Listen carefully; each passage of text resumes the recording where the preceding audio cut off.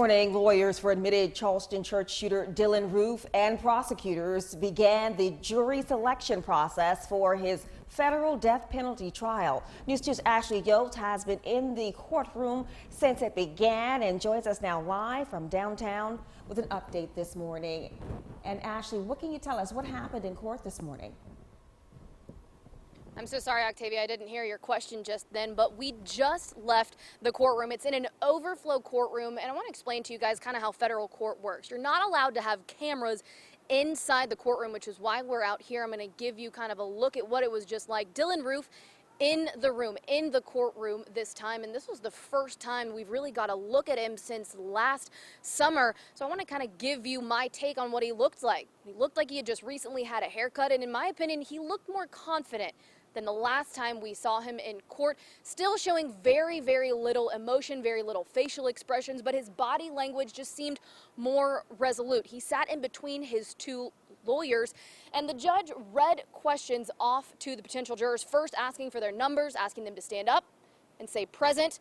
Dylan Roof glancing up at them a couple of times, but for the most part kept his head down at his paper on the desk. The judge also read a couple exemptions. For example, people were able to leave their jury selection duties if they had children they needed to care for, elderly people they needed to care for. Teachers were exempt until a time they weren't in school. Also want to give you a lay of the land. We've got some video for you too of what it's like surrounding the federal courthouse in downtown Charleston. If you make your way to the Broad Street, Meeting Street area, if you work in this area, you might be wondering, why are there so many officers here in heavy gear? We have Homeland Security officers here, bomb dogs, dogs sniffing for anything and everything, to be honest, around our news truck, around the cars in the area, around this courtyard that we are in here now.